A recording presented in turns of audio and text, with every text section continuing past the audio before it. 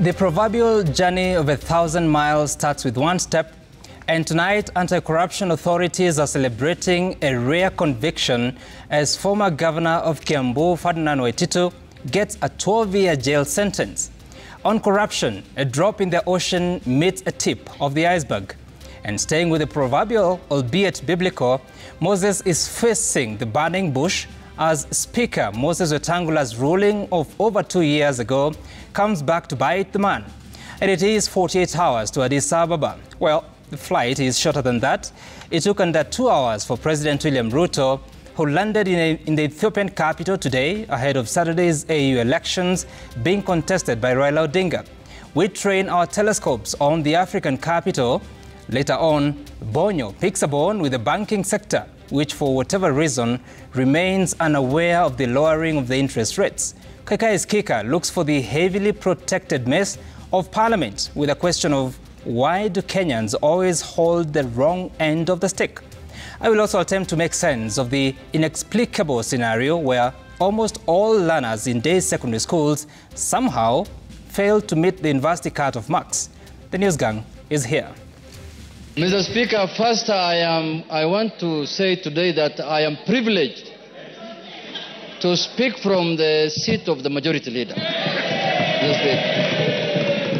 Because, Mr. Speaker, even when I sat on the seat, it is very warm, Mr. Speaker, unlike mine, which was very cold, Mr. Speaker.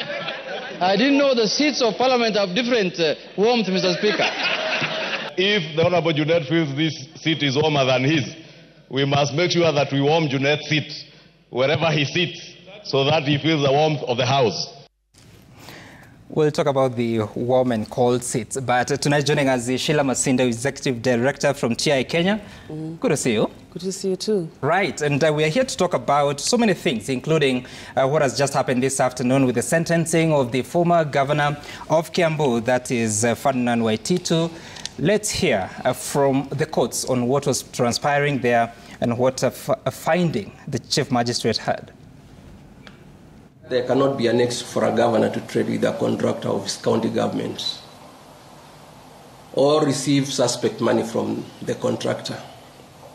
Then a governor who is so conflicted will be endeared to the personal gain, but not the servant leadership as expected from our Constitution.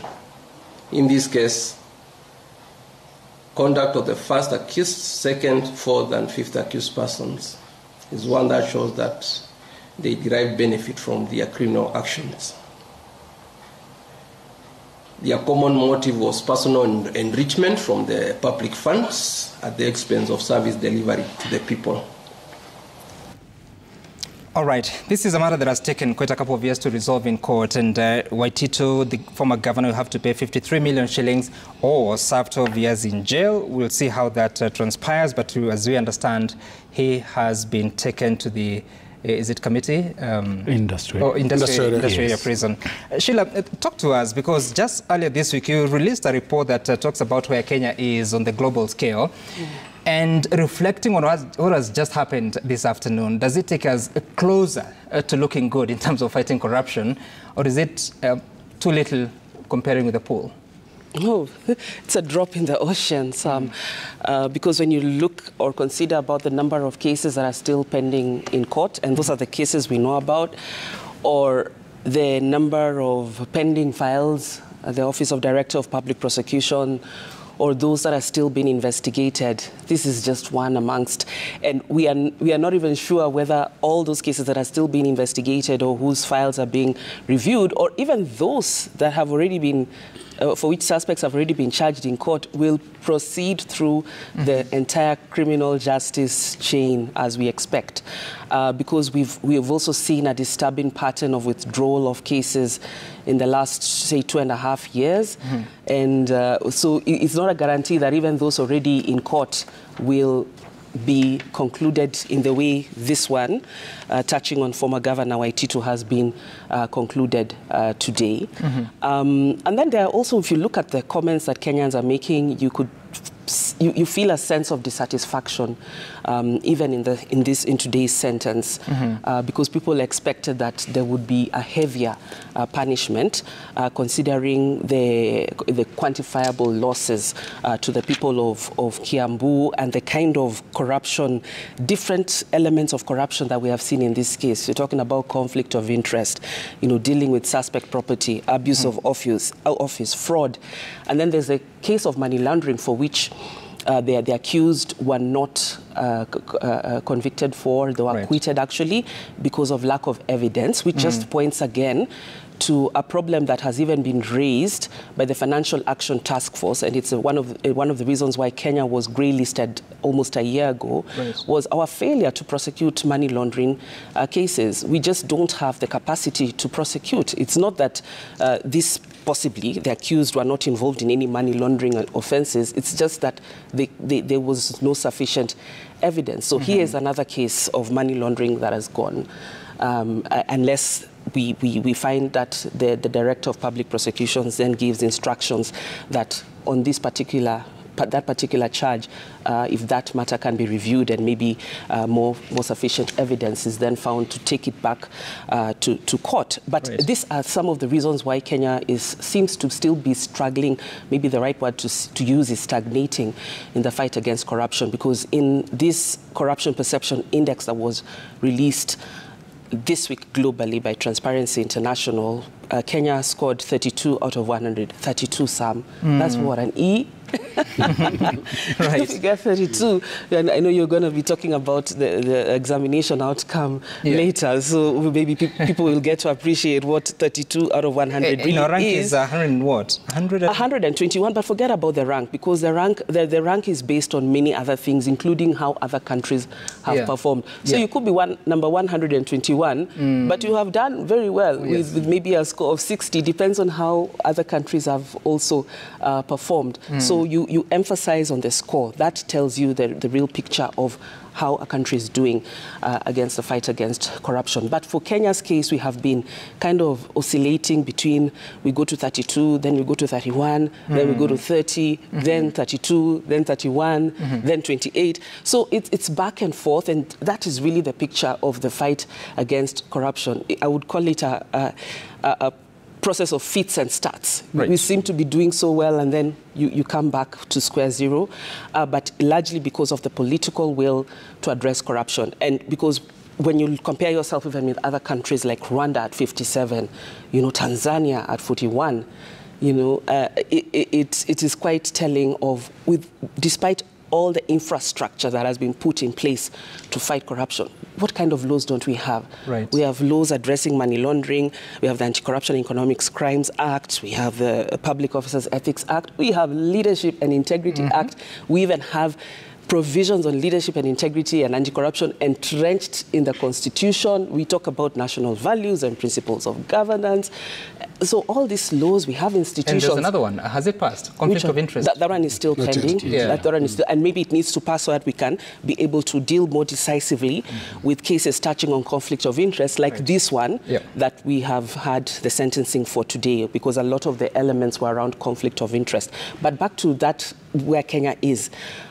Then we have institutions protected by the Constitution, like the Office of the Director of Public Prosecutions. We have an independent Ethics and Anti-Corruption Commission, and all these other PFM institutions, the Office of the Auditor General, the Office of the Controller of Budget, and many others, and even Parliament's role in the fight against corruption. Parliament is an independent institution. So you ask yourself, with the institutions, the policies in place, all these plethora of laws, why are we almost at the bottom rung in the fight against corruption globally? And of course, there's another institution I just remembered that got a new chair recently on Public Procurement Regulatory Board that is also supposed to check the entire process of procurement. I don't know, Linus, what do you have to say, especially looking at the sentencing of Ferdinand Waititu and of course the co-accused persons, and what you should be seeing in the coming, should I say, days, weeks, months and years, knowing that we have been here before and ended up with someone continuing to serve? Like Sheila says, I think there have been a number of false starts. And sometimes small steps like this can look really encouraging because they suggest that something can happen in the manner of an attempt to fight official corruption. And the word there is official corruption because it is committed by people in positions of authority. In this particular case, you notice that the whole, the charges really revolve around the handling of tenders. And what this, for me, portends is trouble for any other governor or ex-governor who is currently facing similar accusations. Right. Because let's face it, since the coming into place of devolution and having the 47 counties, an argument that can be qualified has been made that corruption has been devolved. When you look at some of the cases, now the EACC has managed to secure 2 convictions. This is the second conviction of either a sitting or former governor. You remember the first one was that of Moses Lenolkulal, the then governor of Samburu. And look at the manner of both these cases. The pattern is that of blatant grabbing, very brazen, basically making of illegal, acquiring wealth illegally. And maybe we should point out at this stage that Ferdinand Waititu is still facing another case on the civil side of the court. One about 1.9 billion worth of unexplained wealth. And if you see the breakdown, he himself is supposed to get accounts for about 928 million shillings in terms of wealth that he cannot explain. Right. So overall, small steps. Overall, a very good night for EACC and the Directorate of Public Prosecution, which have not been delivering a lot of good news. Right. This is a very good night for them because we've got a conviction and they've got a sentence that is, well, debatable because Kenyans expect worse. And you know, Sheila, I think we know what Kenyans want. They actually want someone to be hanged for corruption. Take them to Uhuru Park, hang them dry. I don't know what dry means. But well, I'd rather that they go to, they need to go to jail because if you're hung, you'll die and you may not feel the pain of being in jail. Well, there's still a different kind of pain. But I want to see them in jail for long, much longer than the 12 years that Waititu has been given. They need to be alive. They need to stay alive to get the punishment in jail. And of course, Ferdinand Waititu has suffered before for political reasons. When he was impeached, he served as the governor of Kiambu County and impeached in what he claimed was an unfair process. And it is the reason why today he does not serve in any public office. You recall that as soon as President William Ruto came to the office, he nominated him to the Nairobi Rivers Commission. And on the day they were supposed to take the oath of office, he was left out. Even when the president went to have an event I think it was in Mathare or thereabout. There were challenges with Waititu. The consequences of him having been impeached. Now the court is saying that he's barred from holding office for another 10 years. But like you're saying, it's not enough because does the money come back? The services that Kiambu County was supposed to get, maybe they were supposed to be those particular roads. You don't know what else he may have taken. You don't know what else has been taken by the county governors. Resources that come from the national government, from the taxes, not from the national government, but from the national level, based on the taxes that have been collected, that are supposed to be providing very essential services at the county level, ending up in people's pockets, and of course denying them that opportunity for them to build their lives and enjoy their lives. But then again, the same former governor was appealing to the court for leniency, and the defense team had this to say. Part of this particular defendants will be prejudiced by the fact that their parents, their providers are languishing in jail, serving long custodial sentences or unable to raise monies imposed on them as fines. Of course, you feel it for the family, but there's importance to realize that corruption is personal, and the burden has to be carried personally. Bonnie, what do you think? First of all, allow me to say that the Waititu charge sheet is a playbook in so many counties. If you speak to contractors, you speak to suppliers, they'll tell you what they go through. Brazen demand for kickbacks before you get your pay or before a contract or a tender is awarded. Suppliers that have got to, you do a job, and at the end of the day, what you take home is less than a fifth of what you could have earned for a job well done. So what happens to Waititu is just that he's unlucky. He's met his match. You look at the recent ESCC report, it says that about 36 counties are being investigated for various forms of graft. And that tells you that, like Linus was saying, corruption was devolved. It gets bad that some of these people get along with their families. And you see Waititu with the wife, you see the former Migori governor has the entire family, except the wife, in court for similar charges. And what does that tell you? Some of these things are not personal, as you say. People do it thinking that the benefit they're going to derive, they will enjoy as a family. But behold, the law is fast catching up with them. Reminds me of what was said of the new Senegalese president last year. I don't know whether it's a joke or people created it, that he told his officers that do not put any of my portraits in your office. Put your own portrait, so that whenever you're doing something that is not right for this country and the people of this country, then you have yourself watching you. So it could be something that if we adopt locally, then the moment you start engaging in funny games that are going to cost taxpayers, that are going to hamper service delivery, then when you lift up your head, the first people you see is your family, then probably you can have a change of heart. But then again, look at the number of charges that is brought before for Waititu. I mean, one man, one county, and all these charges tells you that they were doing it freehand.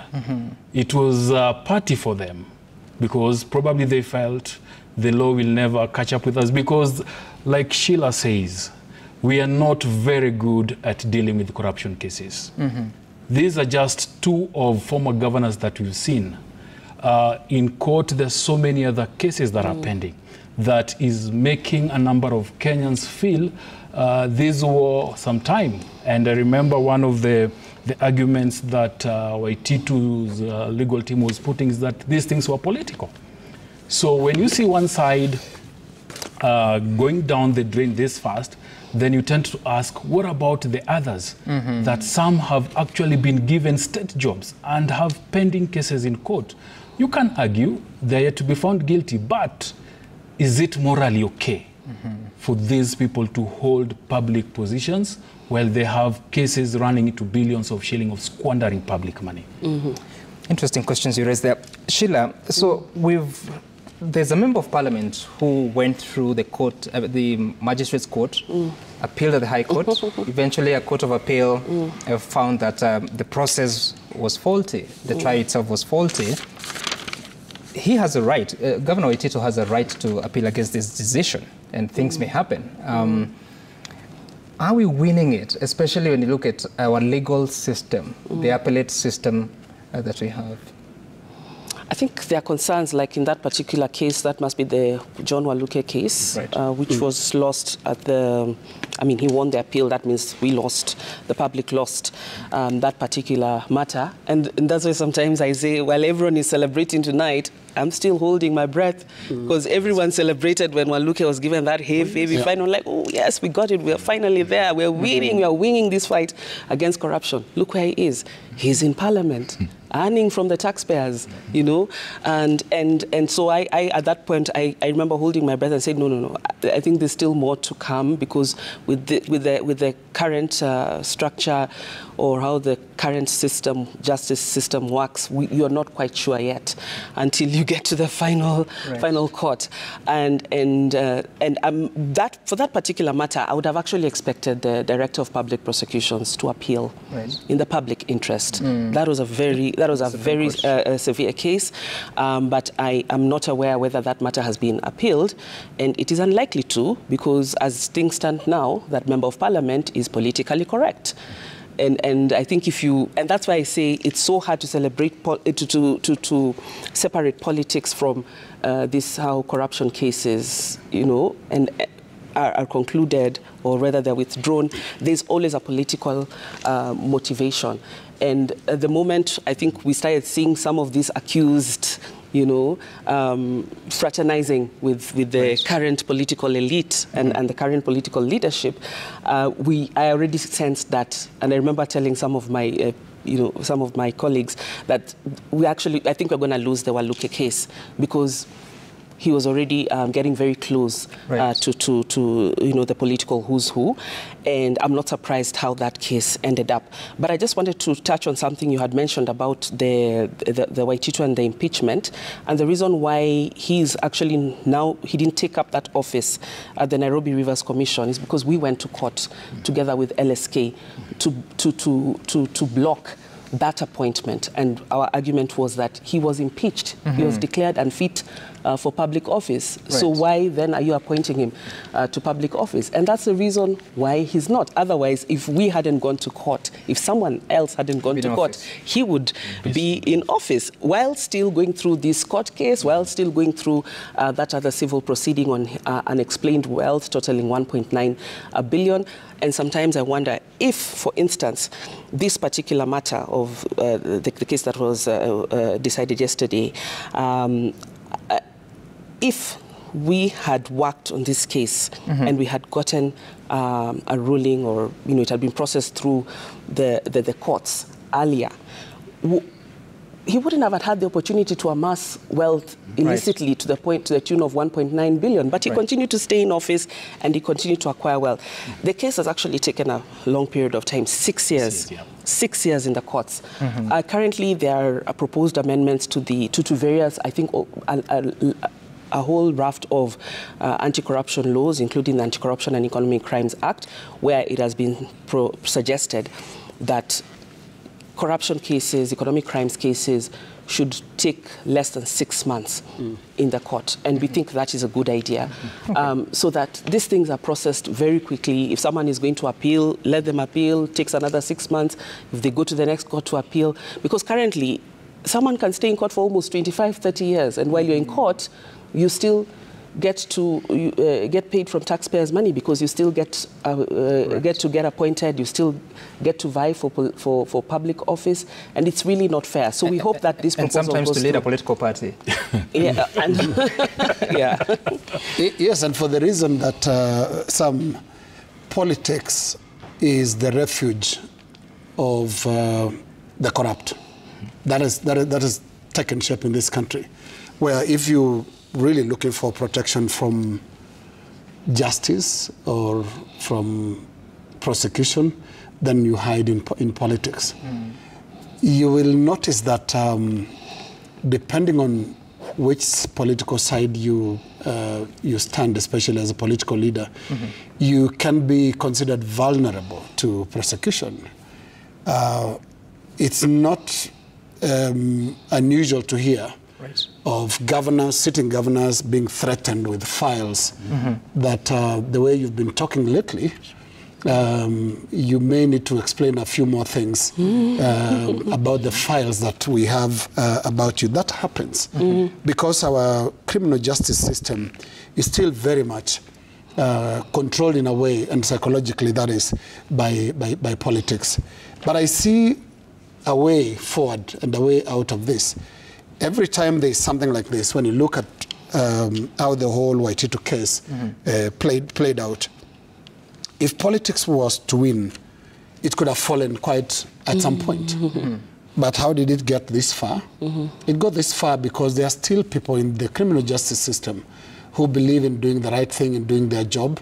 And you can even start from the investigations where the EACC, I think, did a good job at the investigation stage. Right. Because if you don't do that, then you will not have sufficient evidence to present in court. I think they did a good job.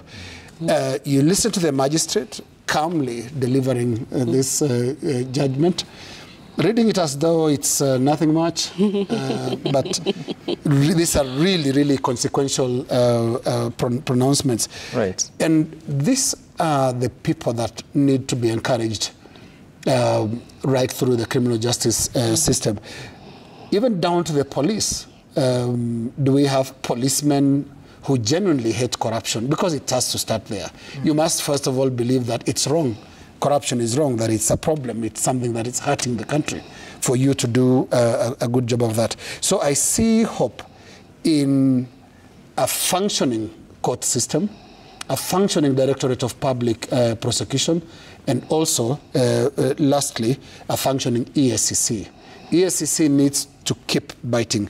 And I agree with Sheila. I mean, we can't celebrate that much now. Right. This is only 2 out of a potential 47.